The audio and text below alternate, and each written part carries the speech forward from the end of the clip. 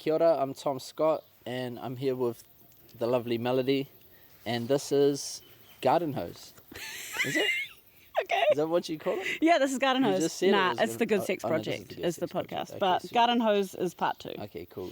Um, I got some hose in the shed there. If you did it. you wanted me to do the dad joke there. This is not my... Okay, serious. Okay, sweet. Because I want to talk about your album. Okay. It's Anitya? Yep.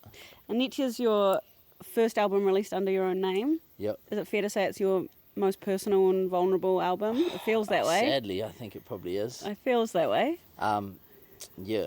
And it's an album of 2 sides. Can you talk to us a little bit about what those 2 sides are, how they're kind of different, and how they came to be that way? Yeah, sure. So I was with my ex-partner for 10 years, and we had a family together. We bought this house together, went for a lot together, and then we fucking broke up. And instead of getting therapy, I wrote an R&B album about it.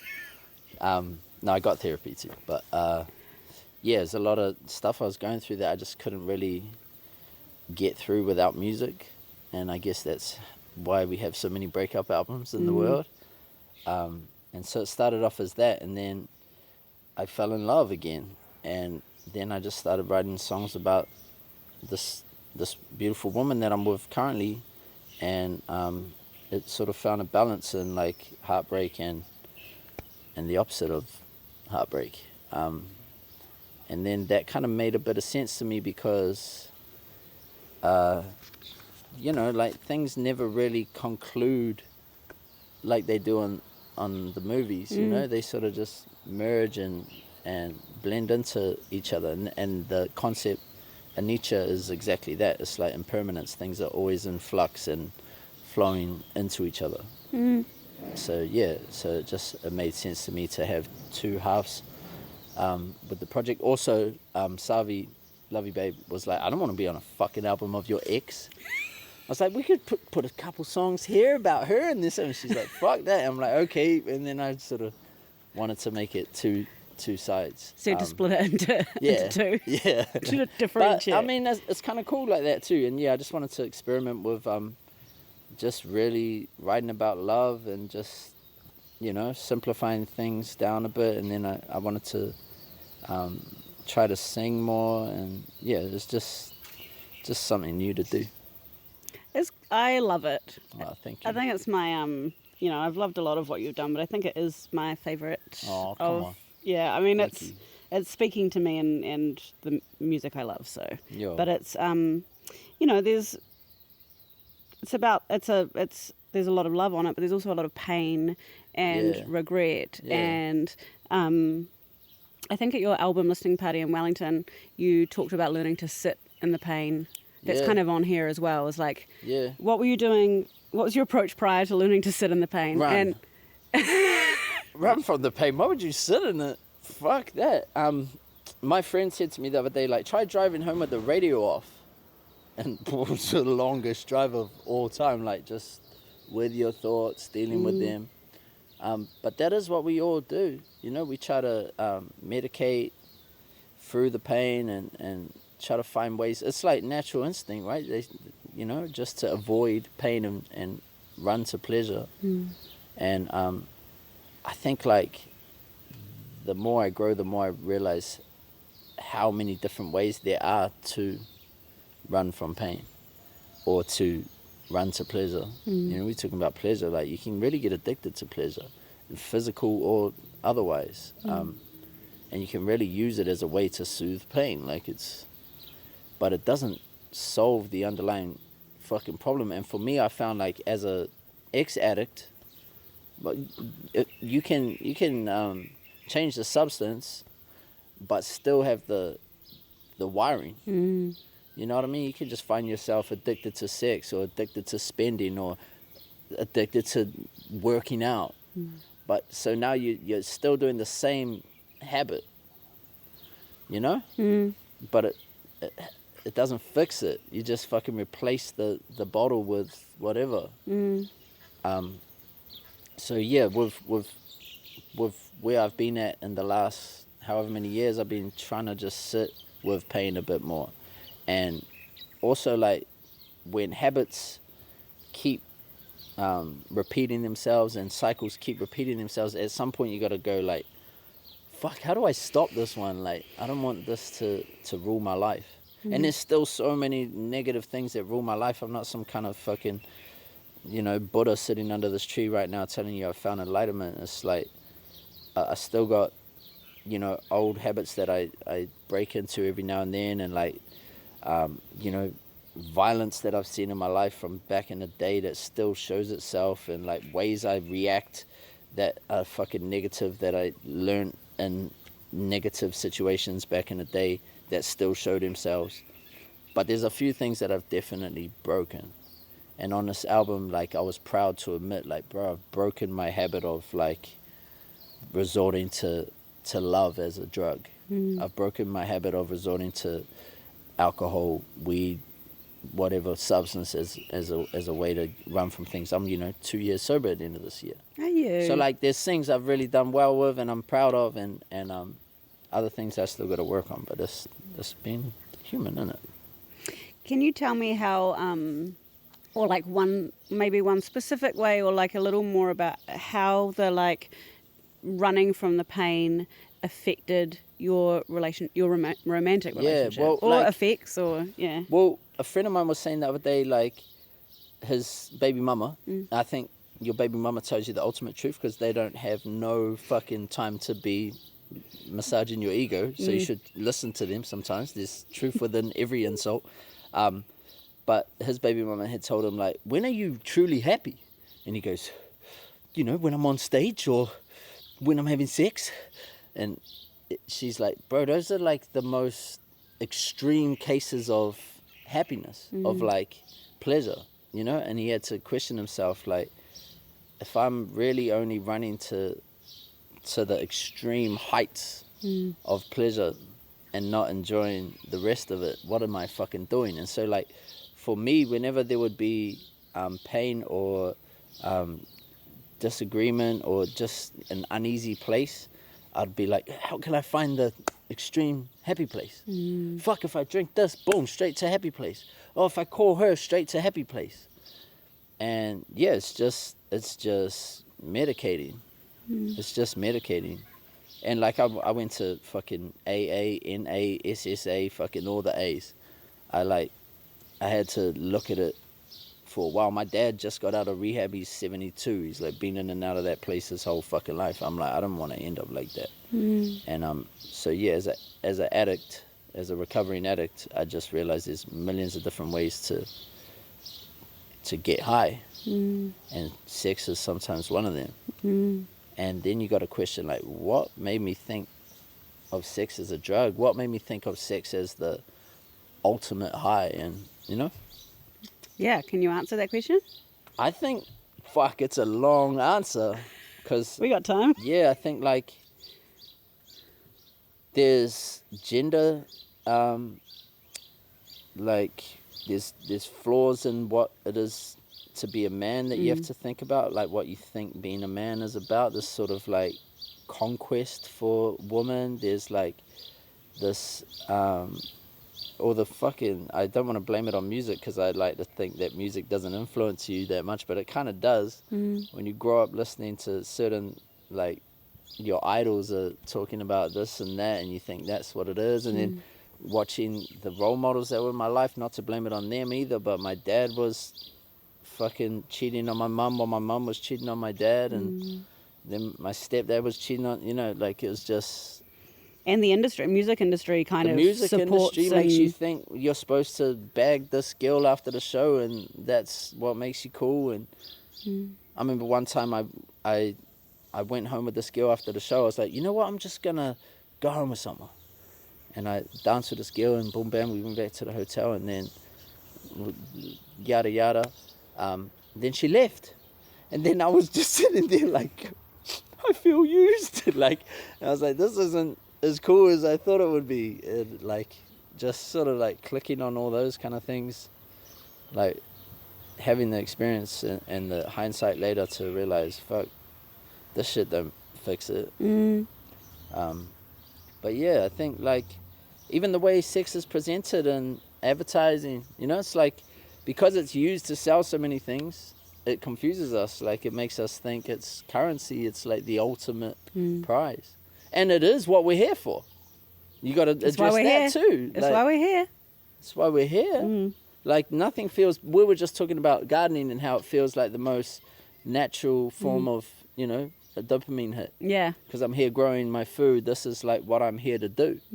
Same with sex. Like, I'm here to reproduce. I'm here to repopulate the planet. Connect as well. Like, connect with another human. But then we've broken that, the point of it. We've like somehow, got past that, and now we can have sex just for leisure and pleasure, and it's like there's consequences to that. Yeah, there can be. Yeah. Your first song is, you talked about this a little again at that listening party, but it's, I love that song a lot, and it's kind of in a way a classic, like if I could go back and do it again, but with your own twist on it. Yeah. Can you explain a bit about where that came from and what the twist? It's real nerdy. I love it. Go nerdy? I love it, yeah. So there's this game called Braid. It's like this geeky fucking independent game, and the guy like must have been going through a heartbreak when he made it, because it's all about like rescuing the princess, but he recontextualizes it. The princess has actually left him, and like at the end of it, she jumps into this bad guy's arms. It's all 2D like Mario, so it's quite like basic, but it's mad complex at the same time. And she runs off. She jumps out of his arms and she runs off, and you chase her along the screen down the bottom, and she's locking all these doors to block the bad guy from getting her. And then you get all the way to the end and nothing happens, and you have to press this button that reverses things, because it's like plays with time and stuff. So you reverse time and it goes backwards, and she is running away from you, shutting the doors on you. And then instead of jumping out of his arms, she jumps into his arms, and so you don't get the girl. You don't get the girl. But it's just about the idea that you know, you reverse time, you or you look at time this way, things seem equally meant to be, I think, you know, like if this was the part where your daughter was born and this is the part where your father dies, you know, you go through time on a linear like journey. Beautiful, triumph, tragedy. And then if you reversed it back, it would be like, this is the part where my father is born. I've met my father for the first time. Oh, my daughter's dead. Like, so like, I think if you think of life backwards sometimes, it makes it meaningful. Like, because these things are equal. Tragedy and triumph are equal. I got a t-shirt that says tragedy and triumph are intertwined, but I spelled tragedy wrong. That's tragic. That's fucking ironic. Like, Do you put an extra D in there? Dyslexia and triumph are intertwined. You just need someone to spell check you. I do, yeah. But yeah, that's a lot. I'm sorry for such a long story. Oh my We're supposed God, to be having a chat, not just. I love that. I love it. I asked that because I knew what you were going to say, because I love the video game where you don't get the princess. Yeah. And the princess is like, Princess is like, fuck you. She's like, I'm out of here. I don't want to be captured. And is that something you related to at the time? The princess definitely gapped it, yeah. Yeah, the princess gapped it. But, you know, maybe the game was over. Like, there's a line in a homebrew somewhere I said, like, something about, I thought true love lasted 12 years and you thought it lasted 10, something like, you know, like, it was going to be over. But you've made it last. Yeah. So for 20 years. Yeah. Yeah. And see, now I look at, like, people in my old situation, and sometimes I see them at the zoo, like, pushing the kids around like that. I'm like, fuck, they look miserable. And I'm jealous. And you're jealous? Yeah, a little bit. Fuck. Because it's like, it's cool watching people stick it out and hold it together. I don't think there's green grass on either side. I don't think there's the right way to do it. Yeah, I did an interview yesterday about kind of this, the same thing. And, well, I was talking to somebody else who's been with someone for 27 years. And I was like, why do that? Like, why stick it out when it's hard, when it's often easier to leave? But they did talk about a depth that you can reach with someone over that long. And I think that that's true, and it's pretty beautiful. Fucking But I think there are a lot of miserable people who would be better off Yep, there's that too. not in those relationships. Yeah, breaking up's fucking hard to do. Yeah. Like, I'm glad she did it because I wouldn't have done it. Men just go, Yeah. I'll And then they go, whoa, that came out of nowhere. Yeah. What's She's like, wrong? I've been fucking Is saying it because I've been cheating on you for the last... Fuck, what's wrong with that? Yeah, nah. I think women... I seen a thing the other day that women do way better in breakups than men, and widows actually report to be happier. Yeah, and single women are happier. Bro. And single men are not. Yeah, well, because women go and like strengthen their friend networks and, you know, put their time into resources that feed them and stuff. Men just go drink it away or something. You know, you're good, you bro, all good. You know, it's that same old cliche. So is that something that has been part of your, journey or last few years as well, as like strengthening the relationships outside of a romantic relationship? I think so. I gotta say, like, this is such a fucking cliche topic. Like, oh, male loneliness. Males are lonely. Someone go get the males. But we're honestly, all fucking lonely. We're all fucking lonely. And the reason why this is like important, whether it's women or men, is the system's making us more lonely. This is not like an accident. The system capitalism, not the system, fuck the system. The capitalism as a way of doing things. Patriarchy, I would say also. Patriarchy, we could talk about that for sure. But just the rich getting richer and richer is making us have to work more for them. And we're having less time to hang out. And there's no fucking third place. I know this has been said before, but like these are things that are happening that are making us lonely. And you try to call your friends, like I try to call my friends and tell my friends, yo, let's catch up. And they're like I was just about to catch up with my bro this morning, and he's like, bro, this job fucked me over. Like I just had to go fix this job up, da-da-da-da. And we didn't catch up. So he's too busy. That's scary. It's scary to think that we're getting like more and more disconnected. Yes, and there's research coming out of especially the US, but I think we're seeing it everywhere, that's showing an increasing divide between men and women, which is largely driven by men being brought into the right. Like politically now, women in the US are dating older because the Gen Z men are like on the same, like they're voting the same as their grandparents. Right. So there's increasingly women moving left, men being brought into the right, and and I don't know how civilization survives that. No, for real. If that keeps going. Well, the other night I put my kids to sleep. YouTube's on. I leave it on because like it helps him sleep. And I come down here to make some music. I came back up at the end of the night. No. YouTube had gone full manosphere on me. Fuck. Like the algorithm had gone, hi, I'm Joe Rogan. Would you like some man? And I'm like, fuck, no, like. But yeah, because you left it on now, so now it thinks like, you are loving hey, that. Man, what you into? You're loving this. Yeah, like, and I only started with, it might have been Diary of a CEO or something, and they're like, I know what you want. Fuck. You want power. Yeah. Yeah, and like, but that's how quick it'll eat you up. Yeah. My bro just sent me a link to this thing that changes your algorithm, and it doesn't do the suggested thing for you. Ah. But I was like, oh. But my basketball. Surely you can get your basketball back. I want to hear people. You just have to type basketball, and I think you'll be fine. I love the round thing goes in the I know. Guys running. I know, it works for us. The algorithm can work really well. I've been reading Bell Hooks' book called The Will to Change, which is it's a really gorgeous book it's mostly about how the patriarchy wounds men and hurts men. Right. And the people that they end up with by cutting them off from their emotions. There's a quote I'm going to read to you. Yep. Is that all right? And then we'll talk about it. So she says, the first act of violence that patriarchy demands of males is not violence towards women. Instead, patriarchy demands of all males that they engage in acts of psychic self-mutilation, that they kill off the emotional parts of themselves. If an individual's not successful in emotionally crippling himself, he can count on patriarchal men to enact rituals of power that will assault his self-esteem. Does the like idea of emotional self-mutilation and cutting off access to emotions that aren't, I guess, anger, does that resonate with you? Or with your conditioning? How you were brought up? this sounds like poor me, but I would definitely grew up around a lot of violence, and I learnt violence from violent men. And then my peers were violent kids who had learnt violence from violent men.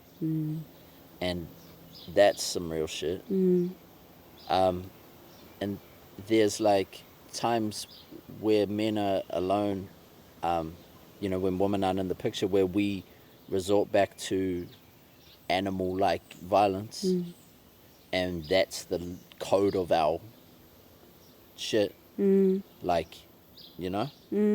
And sometimes part of me enjoys it, because I'm like, let's fucking fight this out. I don't want to talk to you about this. Let's just fight. Like two giraffes. Watching giraffes fight is so beautiful. It's crazy, eh? Those whiplashing necks. You know, sometimes it's cool, but this is where we put that over the it's the lowest part of, it's the lowest vibration. It's like lizard brain shit.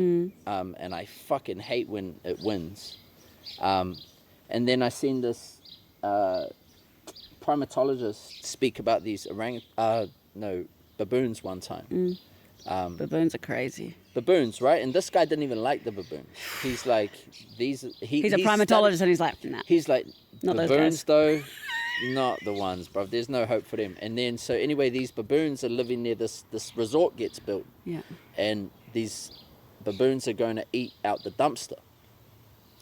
And it's only the fucking strongest ones that go there, the alphas, and they're eating the stuff out the dumpster, and then turns out they get tuberculosis from it. And so all the alphas alpha are down. males die out.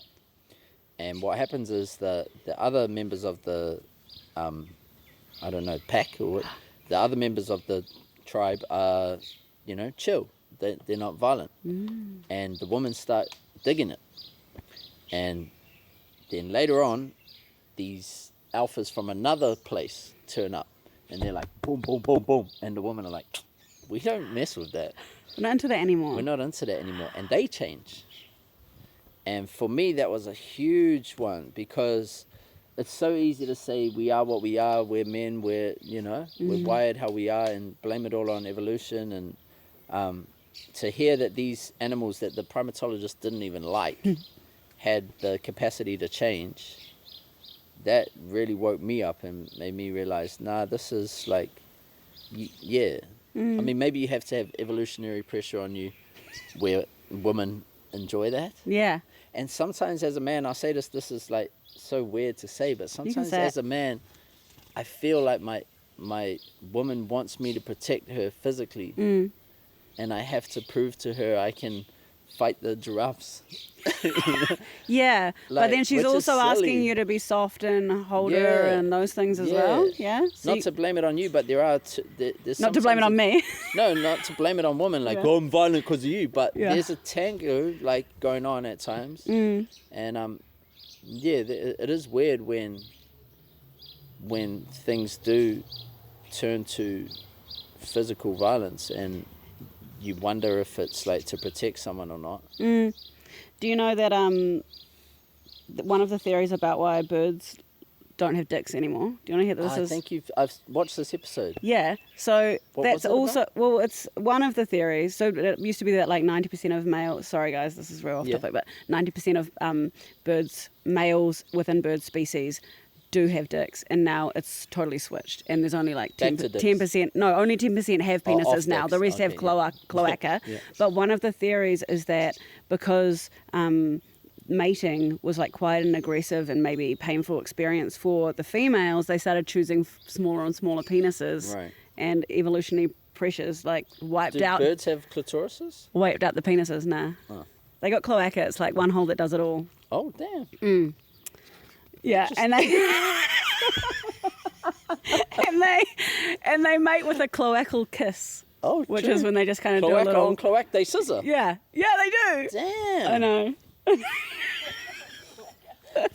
Cloaca. I'd be up for a cloaca. A little if we're all cloaca. cloacering. Well, this is what I was thinking. I was like, in an increase in a world where, like, if sexual violence and male violence or violence against women, like, if this continues to increase, is this our strategy? Are we like, we're choosing the small, we're going for small penises? You love the dicks. It's on you. We can, I know, but I love that we have the power. But I think there's enough variation in the population that people can enjoy all of it. Yeah, for Cloaca. sure. I'm just saying, watch out. Yeah, true. So anger on the spectrum of emotions is one. But what about the rest? Like, that's what I want to know, I guess, is like how your socialization as a boy, as a man, how it either encouraged or limited your access to the other emotions, to like vulnerability, joy, play, whatever. Vulnerability, I think, like, men are not good with amongst other men. And I think I might have said this in an interview before, but I was saying to a friend of mine the other day, like, you know, we got to tell our bros we love them. And he goes, I can tell my bros I love them, but I can't tell them that I'm down. And I think that's the difference. Like, we've got this whole movement where we're like, tell everyone you love them. But telling someone that you love them when they're down can almost be a kick in the face. It can almost be pass ag. Because you're like, bro, I'm so down right now that I don't even believe in love. Like, and now you're rubbing your good mood in my face. Like, bro, I just want to tell you I love you, man. It's like toxic positivity. Yeah. And it's way harder for us as men to tell each other what we've been going through. And I think you're not gonna defeat that too easily, because I think it is evolution. I think it is about survival. If you know, on my best days, I can tell people how low I am. And I've also built my art on that. So I've been encouraged to do it. But I think for the normal man, it's giving up the goods, you know, to tell someone, hey, this is where I am. It's like showing your Achilles. And then the other dude might come along and, you know? Yeah, so that, I don't see that as evolution. I see that as, you know, the bell hooks talking about that, like, that's police, that's society and policing. Like, you reckon? I feel like, because I don't have the problem. Yeah. I'm an anomaly. I'm lucky. I'm very privileged to be able to talk about my shit. People pay me to do it, bruv. Like, I'm not the person to ask about it. But the average man feels like threatened, and even amongst his own people. And I think you could say the same for women. For sure. I think women... No, that's still my hardest challenge, is to call up friends when I'm really in the pits. Yeah. For sure. Yeah. And then we feel like burdens on... No one wants to feel like a burden on... Yeah. Or the shame. Yeah. Yeah. But I think it's ping pong. You got to serve. Like, you got to start the conversation, and then people will hit you back. Yeah. Like, you got to... Yeah. One thing I've been thinking about, so in the first half of the album, well, throughout the album, you're coming to terms with the ways that you have contributed to the relationship breakdown, to, you know, the place that you've found yourself. And it made me think, it actually made me think because of conversations that I've had with Patty and that I see reflected in a lot of relationships, where it gets to the point where, what am I trying to say here? Like, basically, that self-defensiveness that you can get when somebody is, like, calling you out on something. And how when you're in a place of, like, bad self-worth or feeling really low, how that is a survival mechanism as well. Because you can't, when your ego is that low, to admit that you have hurt someone or that you have fucked up is like death to the ego. I guess I'm wondering, like, how you've balanced the, like, facing up to the harm you've caused or the ways you fucked up, while also, like, you know, not getting to that point of, like, I'm a piece of shit. Yeah. Like, how do you do that? Maybe you get to the I'm a piece of shit first and build your way up from there. And that's when you, I think I got to I'm a piece of shit first. It wasn't like, I'm feeling great, I'm going to admit I'm a piece of shit and deal with it. It was more like, I think, like, I had no choice. Like, I was at the bottom of the well. It's like, you're not going to be like, fuck, I'm doing great. You're like, well, I got to climb out of here now. Yeah. And I think like the only way out of there is like accountability and admitting what you did and then breaking down why you did it. And to be honest, I wrote a whole album before this where in the same way I was like being critical of myself and going through it, and it wasn't as well thought out. I hadn't quite come to the true conclusion of like, this is your fault. So it took like a lot of journaling and like I honestly don't want this to come across as if I'm enlightened. It's not that. But it just took a lot of figuring it out and questioning. And I think like it does get Freudian and it does get, there's so many layers as to why you do anything. Someone said the other day, why do you like Cadillacs? It's because of this movie. So, you know, there's no like accidents. And then I also got to the point, as cringe as this sounds, where I stopped calling myself a piece of shit, because I do think just on a cognitive level that grows neurons and you start being the piece of shit guy. And you don't look for higher behavior. You don't look for good in people. You don't look for good in yourself, like, you know. And then you make your decisions based on that, like what you think of yourself. You're like, well, I'm a piece of shit. You know, if you consider yourself a caterpillar, you're going to be like, well, I'm a caterpillar, I eat these leaves. If you consider yourself a butterfly, you're like, well, I fly, you know. If you consider yourself a decent human that makes mistakes, then you can work through things and you can accept when you fucked up. I think the funny thing is, once you start like getting on track and things start moving a bit better, when they go wrong, you're like, you're shocked. You know, you're like, I like, thought what? Oh no, I got as fast I was as ever doing anything wrong. I know. Yeah. No, it's not It's not like that, it's not linear. Nah. No. The song, is it Message to Miles? Yeah. That's the name of the song, eh? Yeah. There's the line, hurt people hurt people. So, you know, in other words, unhealed pain and trauma gets passed on. When you think about your kids growing up and your boys growing up, how do you hope to interrupt that cycle? Oh, honestly, I need to put some more trauma in their lives. Look at this. Look at this shit. Trampoline over here. Bro, I did not have a trampoline either. You did honestly, say before that you're like practicing vulnerability in front of your kids. Yeah, I do. My kids are so well adjusted. I'm so happy for them. They're so well. I'll say something like, my kid didn't eat his avocado bagel I made him the other day, and I was like, oh, and the kids go, oh, Dada, like, bro, they're like, Dada must be bummed out that his food's not good, you know? Like, that's how in tune with their emotions and how empathetic they are. They're brilliant.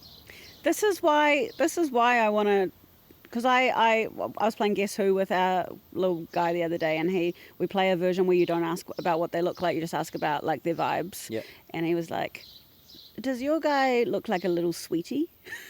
That's so dope. And he's like he just wants to snuggle. Yeah. He's a jock, but he just Yeah. wants to fucking snuggle. Like, Yeah. Boys do, bro. Boys do, but that's what I mean. Like, what I'm scared of is that this society is gonna do that emotional mutilation, and he's gonna lose that part of himself. Well, it's on us to remind them, mate. I just remember this Erica song. At the end, she's talking to Puma, her daughter, and she goes, you know, you're beautiful, right? Like, it's making me emotional thinking about it, but I always tell my kids that, you know, like, the other day, I said to Quincy, what's your superpower? And he's athletic, like his mum, you know, his uncle was a Māori All Black, da-da-da. And he's like, probably running. But this he's like autistic, you know, he's very smart. Not because of me, because of the fluke in his genes. He's like autistic. And he, not in a disruptive way, but he's super clever. Knew every whale there was on the planet when he was 3 years old, you know, like can draw with memory, just has all these gifts, but he doesn't even see it. He thinks his gift is running. So I had to remind him the other day, because I think this is all it is to feel intelligent, is that someone's told you. We're all equally intelligent. Let's be real. Like, no one's fucking smarter than anyone else. So I had to remind him, like, bro, you know you're very smart, right? And I think, like, it's that. It's about, like, reminding your kids who you are. Like, you know you're a softie. You know you're beautiful. You're gentle. You know? Otherwise, they start making up answers for themselves with the pieces of the puzzle, you know? And running is the currency for... Running is the currency, and he's the, you know, second fastest I in the remember school. we all had crushes on the fastest. The fast kid. The fast kid. But that's evolution too. Like, I want someone who can provide for me. Yeah. But yeah, I think, like, it's on us to tell our boys what they are and to remind them, like, hey, you're a loving, gentle kid. The other day, we drove past this homeless dude, and we got out, went to the bakery, and Miles, for no fucking reason, went and got his, like, $4.20 and gave it to him. I didn't even ask him. And I was just so proud of him. Like, so. And I guess it's also that saying I'm proud of you when they do that, like that positive reinforcement when they do those things. Yeah, and we're so lucky to be from a generation that have the vocab for it all. Because now I can do that to my kids, and I can be a father figure that's vulnerable and feminine and all of those things, and my kids get to benefit from that. But my dad didn't know how to do that shit. It's not his fault. He just didn't know. His dad wasn't there. He grew up with a lady that was traumatized from her parents being blown up in the war. And, you know, now I get to be the person that's like, I've got my shit. I'm still, there's a little bit of the intergenerational stuff left over in me, but basically I'm stable. And my kids get to enjoy that, and it's pretty fucking cool. Yeah. Nice work, Tom. Do you ever talk to your, like, child self? I've had to do this for therapy. Yeah. What was that experience like? Like, yeah, I had to take him out of the house. You ever done that one? They, like, make you go back to a traumatic moment, and you go in as an adult and you get that boy and you take him out of the house and say it's okay. And I think if you're... talk about body dysmorphia, or how about, like, body dysmorphia on a level where you're like, but I still am that kid. You know, I always wondered, like, would you one day look in the mirror and see an adult, but I still see the same person I saw when I was 8. So it is buzzy when you have to go and see your childhood self as the adult that you now are. There's an author named Scott Galloway who's just released a book called Notes on Being a Man. But I haven't read the book, but I've been seeing interview clips, and in one of them he's talking about how young men are kind of increasingly being convinced that they can experience what they can experience online is like a reasonable facsimile of life. And, you know, why would you go through the pain of a real relationship when you can have an AI girlfriend that validates your every move? And I guess I'm wondering, you know, as someone who, you know, has gone through and written about the pain of real love and heartbreak, what you would say to that in terms of, like, what's in it for young men? An AI girlfriend? No, like real love. Like, why go through the pain of real life?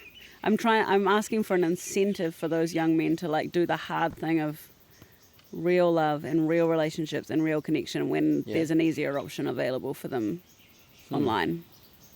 What's the easier option? Just, like, random girls? AI girlfriends, Reddit groups with online friends. First of all, they need to go watch her, because she ends up being a mad hoe. I can't remember Not the how slut it shame, not the slut shame, but damn. I can't remember what happens. She's in love with everyone. Ends up like she's talking to Alan Watts's AI. Bro, I don't remember. I ain't got nothing on the Alan Watts AI. Yeah. I'd actually prefer to be with Alan Watts AI, to be honest. I don't know. Why would you want real love? Why?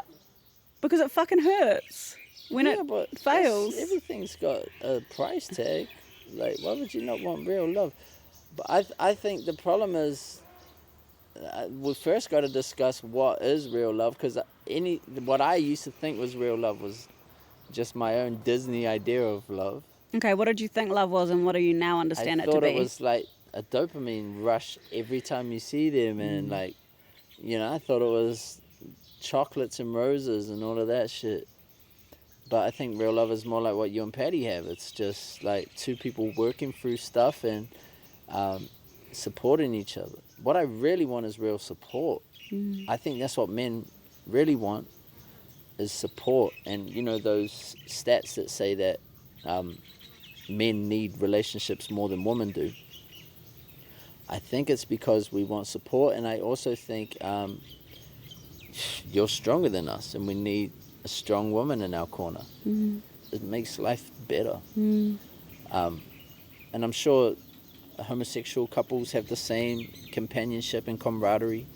Yeah, to have someone to confide in and to come home to, that's all I want. Like at the moment, my gripe with my relationship, you know, we've been together 2.5 years and we see each other half the time because I have my kids half the time. She's young and has a life that I would have been living if I was her age too. And I'm like, I just want to see you. Why don't you just come through in the middle of the night? Like, wake me up after you've been partying. Like, come wake me up. But she's got her things that she needs to do, and I think she's far more emotionally intelligent than I am and understands space is good. But yeah, I still want that, you know, I just want that, like, let's watch The Sopranos for the 4th time in our track pants type love, you know, like. What did you say you said something at the listening party about, like, bring back yearning? Yeah, bro, underrated. Yearning is underrated. I stay yearning. I'm borderline begging. Like, yeah, bring back yearning. There's no yearning in R&B now. It's just like, I fucked your bitch and shit like that. I want, like, where are you? Like, at the balcony type. Yeah, I miss that. I think, yeah. My girl's definitely not a yearner. You're the yearner. Yeah. I'm yearnist. You're the importance of being earnest. Yeah. I love in the album how you kind of talk about how being loved by her in your lowest moments helped you to become better. Not even necessarily for her, but because she believed you could be, is kind of how it is. 100%. So can you talk to me about that, I guess, about how that kind of acceptance changed the way that you show up in love? Yeah, for sure. I honestly don't think I've been challenged more in love more than with Savi. Because she's got her shit together. You know, her dad had to jump off a fucking boat in Invercargill from Iran, going around the world with a dude with a gun on the ship at all times, like, you love Iran? You know? Imagine going from Iran to Invercargill. I've imagined it from his story. He legit, in the middle of the night, jumps into icy water. They're like, well, he must be dead. He's gone. Wow. Washes up on the shore, hides under a church, da-da-da-da-da. Long story short, Sav has her shit together. She doesn't moan about shit. She doesn't, like, expect things. All the things that I do wrong, she does right. And so, like, I just have to live up to her expectations. And I have to grow up, and I'm sort of forced to sit with my shit and deal with my shit because she doesn't have those things, and she spent time with herself after her last relationship, and she's always like, I think you should have just been single for, you know, she always rubs those ones in my face. I'm like, well, I didn't. I rushed into love, and now here we are, and we're gonna deal with it. We're gonna do it from inside this relationship. Yeah, but because of all of that, like, I've grown a lot in the relationship. And I've been forced to just confront my shit and be better. But I think that's the fucking point of a relationship. You should be, like, holding each other accountable. And yeah, I think, like, when I first got into it, I was still in fight or flight a lot, and there'd be things that we'd disagree on, and I'd just literally run off. You know, I love to run from my problems, is like a line on that song. And then the other line on that song is like, nah, I can't, what you see in me, it can't be that you love me. Nah, it can't be, you know. But I think she really sees something deeper in me. And yeah, I think, like, looking at yourself through your partner's reflection is a cool way to see yourself, because you can see what they see in you. Like, well, if this lovely woman loves me, then I must be doing something right. And also, on the other note, you're like, I want to keep this lovely woman around, so I better continue doing things right. Is your self-worth tied up in your 100%. music? And it was, yeah, but that's hard out what I was grappling with on this album, and maybe it's in work that I haven't released on this album, but definitely I talk about that a lot when I write about what, like, your ego is tied up in your career, how your ego is tied up in your career, and I'm definitely thinking of an exit strategy at the moment, to be honest. To live without music, like to get sober from music, or maybe just from like show business and from all the toxic parts of it. I just applied for a course at Auckland Uni to do like therapy and counselling and stuff like that. I'd love to do that. You'd be so good at that. I'd love to do that. Like I'd love to. If these young men have built trust in me through these years, I'd love to help. I think like being old is like having fire that you could warm people with, that will just burn in your hands if you hold it. Like it's wisdom's supposed to be given out. I think like maybe even to go one level too deep is that we've lost unk status. Unk status used to be like, hey, that's a komato, or that's an elder. Like, I'm just about to have the bro Brandon Shiraz and Tuhoya Lightskin John round to make music. They're a whole generation younger than me, but I need it. I can give them something, they can give me something. I think we've lost that. So like, I'd love to be a fucking counselor, or I'd love to be a drug and alcohol counselor. But yeah, I don't think you have to be Melody Thomas, the journalist, for it. No, well, I figured that out, but it was a painful process, and I guess that's what I was wondering is like, if you strip all of that away, all the like Tom Scott, Avondale Bowling Club, all of that away, who are you? Exactly. That's what I'm asking. The same person I was before I started doing this, but then that's the hardest part, is that did you love that person? I think, but you can also be like Melody Thomas. Hey, she's a brilliant journalist, or even she was a brilliant journalist when you're done doing this. She's my friend too. She's this is mom. The stuff I end up coming back to, is like, who am I? I want to be. I want it to be more about those smaller things. I want to be able to say I'm a good friend. I'm a gardener. I grow flowers. Like it's all those smaller things that are less celebrated. But I think, well, you go to people's funerals, like, and sometimes it can be so fucking depressing when they're like, he was a great dentist. Yeah. Do you know what I mean? And then my friend who I'm going to visit tonight, who just passed, I bet I know what they're going to say about him. He worked in a factory, but I know what they're going to say about him. That dude was always laughing, always smiling. I can't think of one negative, like that would be cool to be remembered as that. As that. Hey. But this is the thing that we built, this imaginary little life for ourselves, where we're like, I'm on radio in New Zealand. Oh, same. And like, it's all rubbish. Yeah. But yeah, I think you got to like surround yourself with people that know you for who you've always been, or else you turn into Kanye or Diddy or some shit. Don't do that. In the lead up to this album, were you scared about releasing it? I should have been. Hey, I was just. Were you not? You're like, nah. Even just like genre-wise and stylistically, were you nervous about? Yeah, nah, I should have been. I'm more nervous now. Now that I'm asking that. Fuck, I think I did something a bit out of there. Like, but I've always done that. And it's good as an artist to just blow your past work up and start again, rebuild it. But it's bad as a human. So I'm trying to find the balance. True. Like, keep reinventing yourself as an artist, but not in the other ways. Like, don't walk out on a band, but not on a good thing.